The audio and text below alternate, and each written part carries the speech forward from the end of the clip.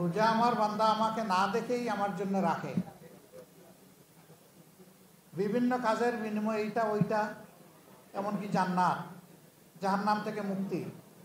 কিন্তু আল্লাহ বলতেছেন যে রোজার বিনিময়ে আমি আল্লাহ আমার বান্দার জন্য নিজেই, আল্লাহু আকবার। সমাজের যিনি যেখানে বিশিষ্ট, তিনি ক্ষমতার কেন্দ্রের খুব কাছাকাছি থাকেন। সবচাইতে বড় ক্ষমতাবানকে হুয়া আলা কুল্লি শাইইন কাদির, তিনি হচ্ছেন সমস্ত ক্ষমতাবানদের উপরের ক্ষমতাবান। সেই ক্ষমতাবান বলতেছেন যে আমি আর আমার বান্দা এক হয়ে যাব, আল্লাহু আকবার। তাহলে এর চাইতে বড় মর্যাদা রোজাদারের জন্য আর কি হতে পারে? এছাড়া তো অসংখ্য সুসংবাদ দেওয়া হয়েছে। ঈমান এবং ইহতিসাবের সাথে যারা রোজা রাখবে, আল্লাহর হাবিব বলেছেন তাদের আগের সমস্ত গুনাহ ক্ষমা করে দেওয়া হবে। আল্লাহর হাবিব এও বলেছেন, রমজান মাস পেয়ে যে তার গুনাহ খাতা পুড়িয়ে ছাই বানাইতে পারল না, সে ধ্বংস হবে, তার উপরে আল্লাহর অভিসম্পাত, লানত। তাহলে সেই রোজাটা আমাদের হোক আল্লাহর পছন্দের রোজা, আল্লাহকে ভয় করে রোজা, নিজেকে সংশোধন করার উদ্দেশ্যে রোজা, এবং আল্লাহ তাআলার মেহেরবানির কাছে নিজেকে পুরোপুরিভাবে সুপর্দ করে রোজা। আমরা কালামে হাকিমের একটা আয়াত আছে, অধিকাংশ বিশ্বাসীরা আবার শিরকও করে, আল্লাহর উপর ঈমানও রেখেছে, আবার একটু একটু শিরক করে ফেলে। শিরক এমন একটি নাপাকি, আজকে এখানে প্রত্যেকটি বাটিতে আমার ধারণা কিছু পোলাও বা এরকম কিছু আছে। পোলাওয়ের বিশাল একটা ডেক, এটা পাকাইতে পানি লাগে, অনেক ধরনের মশলা লাগে, আবার একটু তেল অথবা ঘি দিতে হয়। কিন্তু ভুল করে এই তেলের জায়গায় 1 ফোঁটা কেরোসিন যদি কেউ ছেড়ে দেয়, তাইলে কি এটা খাওয়া যাবে? শিরক হচ্ছে এইরকম দুষ্ট খারাপ জিনিস, যে সমস্ত ঈমানকেই বরবাদ করে ফেলে। যেভাবে 1 ফোঁটা কেরোসিন আমাদের এই পুরা খাবারটাকে বরবাদ করে দেয়। তা আল্লাহ রাব্বুল আলামিন আমাদেরকে ইখলাসের সাথে শুধু আল্লাহকে খুশি করার জন্যই রোজা রাখার তৌফিক দান করুন। দেখেন এখানে একটা চমৎকার ব্যাপার, আমি তো আল্লাহকে দেখি নাই, আপনারা কেউ কি আল্লাহকে দেখেছেন? আমরা সবাই না দেখে কার উপর ঈমান এনেছি? ওয়াহিদ আল্লাহর উপর ঈমান এনেছি, তার একক সত্তার উপর ঈমান এনেছি, তার সমস্ত জাত এবং সিফাতের উপর আমরা ঈমান এনেছি। ঠিক আল্লাহকে যেমন দেখা যায় না, রোজাও কিন্তু তেমন দেখা যায় না। একজন মানুষ যখন নামাজ পড়ে তখন কিয়াম, কেরাত, রুকু, সিজদা সব কিছু দেখা যায়, শোনা যায়। কিন্তু রোজা কিন্তু এমন এক ইবাদত যেটা দেখাও যায় না, শোনাও যায়। মানুষ যখন হজ করতে যায়, হাজার হাজার মানুষ তাকে দেখে, লাখ লাখ মানুষ তাকে দেখে, তার সঙ্গীরা তাকে দেখে। কিন্তু একজন রোজাদার কাজ করবে, হাঁটবে, কর্মক্ষেত্রে থাকবে, কাউকে সে বলে বেড়াবে না যে আমি রোজাদার, আমি রোজাদার, আমি রোজাদার। অথবা তার বুকেও এরকম কোনো সাইনবোর্ড থাকবে না ব্যক্তিটি রোজাদার, কিছুই থাকবে না। এটি একান্ত গোপন একটা ইবাদত। আল্লাহ যেমন গোপন, এই ইবাদতটাও তেমন গোপন। এই জন্য আল্লাহ এই ইবাদতকে এত ভালোবাসেন, বলেছেন যে আমার বান্দার জন্য আমি নিজেই হয়ে যাব। সুবহানাল্লাহ। এই মাসটি হচ্ছে কোরআন নাজিলের মাস। কোরআন এসেছে মানবতার মুক্তির জন্য। শাহরু রমাদান আল্লাযী উনজিলা ফীহিল কুরআন হুদাল লিন-নাস ওয়া বাইয়িনাতিন মিনাল হুদা ওয়াল ফুরকান।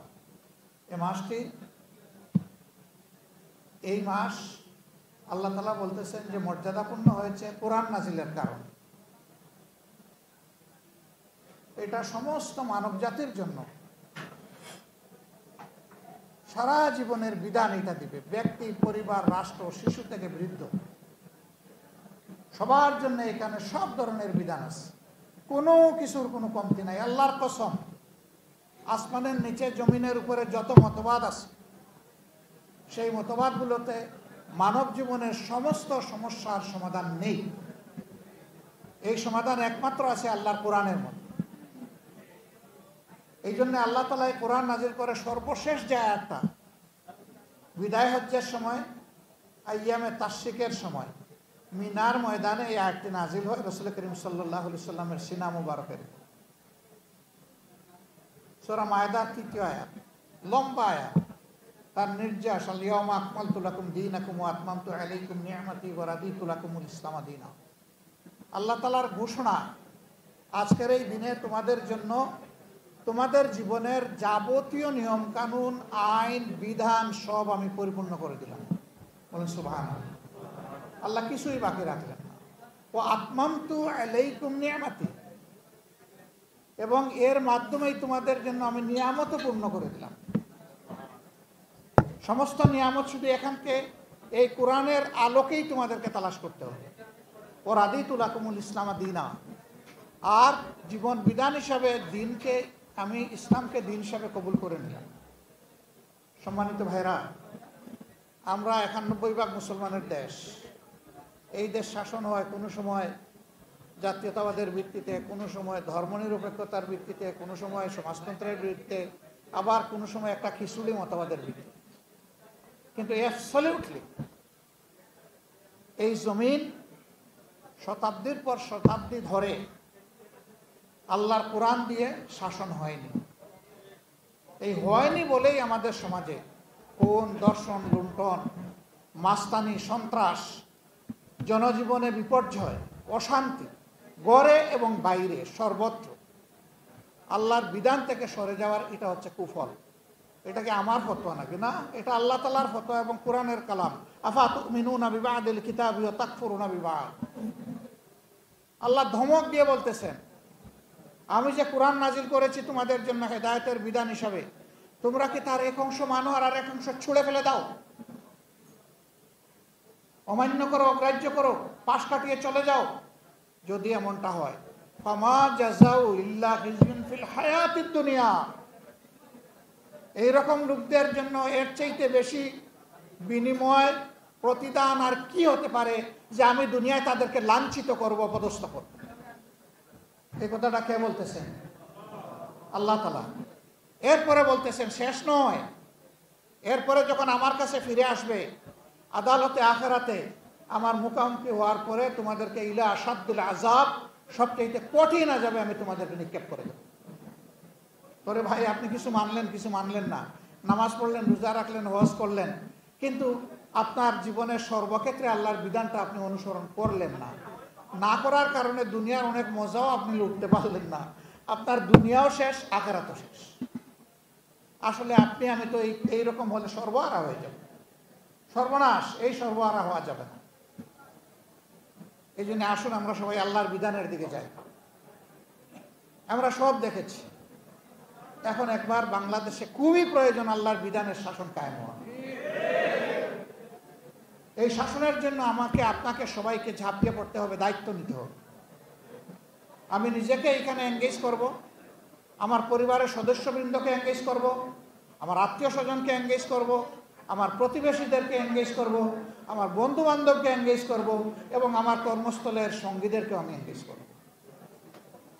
তো সবই তো দেখেছি, এবার আল্লাহর আইন দেখতে চাই। আল্লাহর আইনটা ফেরেশতারা এসে এখানে কায়েম করবেন না। এই আইন কায়েম করার জন্য মানুষ লাগবে। কোন মানুষটি? যে মানুষ আল্লাহকে ভয় করে। এই একটা গুণ থাকলেই চলবে, যে সে প্রকৃতভাবে আল্লাহকে ভয় করে। আর আল্লাহ তাআলা এই রোজা নাজিল করার উদ্দেশ্য একটাই বলেছেন, লাআল্লাকুম তাত্তাকুন। আমি রোজা তোমাদেরকে দিয়েছি আশা করা যায় এর মাধ্যমে তোমরা আল্লাহকে ভয় করতে শিখবে, তোমরা মুত্তাকি হবে, তোমাদের কলব হবে কলবান খাশিয়া, তোমাদের কাল হবে কালবান শাকিরা। তোমরা আল্লাহকে তার জাত এবং সিফাতের কারণে, তার জালালিয়ত এবং কুওয়াতের কারণে তোমরা ভয় করবে। আর আল্লাহ যেহেতু তোমাদের রাজ্জাক, আল্লাহ যেহেতু তোমাদের গফুর এবং রহিম, সেই কারণে তার সমস্ত নিয়ামতেরও তোমরা শুকরগুজারি করবে। যদি এর ভিত্তিতে একটা সোসাইটি আমরা বিল্ড আপ করতে পারি, তাহলে ওই সোসাইটিতেই হবে জাস্ট সোসাইটি, বা সত্যিকারের একটা ন্যায় ভিত্তিক সোসাইটি, সমাজ। এবং সেই সমাজ হবে বিয়ন্ড ডেসপিরিটি। এখানে কোনো ধরনের ডেসপিরিটি থাকবে না, এখানে থাকবে পেরিটি। সবার মাঝে একটা সামঞ্জস্য থাকবে, সমতা থাকবে, বৈষম্য থাকবে না। আমরা লড়াই করছি দুটি জিনিস বাংলাদেশ থেকে বিদায় দেওয়ার জন্য। একটি হচ্ছে দুর্নীতি, আরেকটি হচ্ছে দুঃশাসন।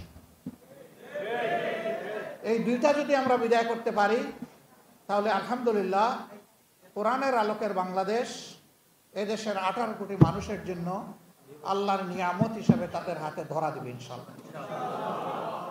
এই সংগ্রামে লড়াইয়ে আমরা আপনাদেরকে পাশে চাই, সাথে চাই, আপনাদের দোয়া চাই, ভালোবাসা চাই, আপনাদের পরামর্শ চাই, সমালোচনাও চাই।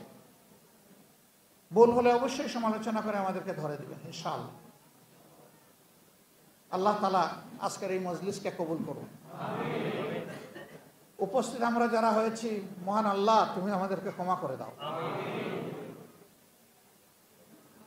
আমাদের প্রিয় মা বাবাকে ক্ষমা করে দাও, তাদের খানদানকে ক্ষমা করে দাও,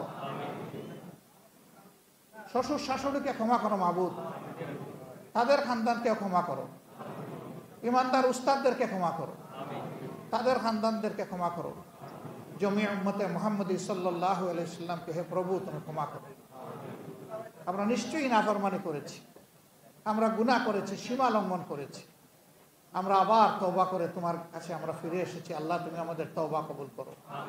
তওবা ইয়া রাব্বি, তওবা ইয়া আল্লাহ, এ গফুরুর রহিম তুমি আমাদেরকে ক্ষমা করে দাও। আল্লাহুম্মা ইন্নাকা আফুউন কারীম তুহিব্বুল আফওয়া ফা'ফু আন। রব্বিরহামহুমা কামা রাব্বায়ানি সগীরা।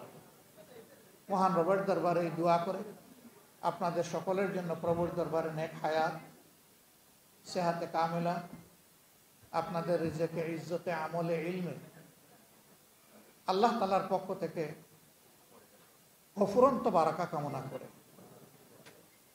একটা মানবিক কোরআন ভিত্তিক বাংলাদেশ গড়ার সংগ্রামে সকলকে এগিয়ে আসার উদাত্ত আহ্বান জানিয়ে আমার কথা এখানেই শেষ করছি। আমি একটু ক্ষমা চেয়ে নিচ্ছি, আরেকটা ইফতার মাহফিলে আমাকে শরীক করতে হবে। সম্ভবত ইফতারটা রাস্তাই হবে। তারা বলেছে অন্তত পক্ষে আপনি আসেন, আমরা একসাথে মাগরিবের নামাজটা পড়ি। আপনাদের সাথে মন ভরে এখানে ইফতার করতে পারলে খুবই ভালো লাগতো। আল্লাহর কাছে তৌফিক চাই ভবিষ্যতের জন্য আমার এই আশা পূরণ হয়। আসসালামু আলাইকুম ওয়া রাহমাতুল্লাহ।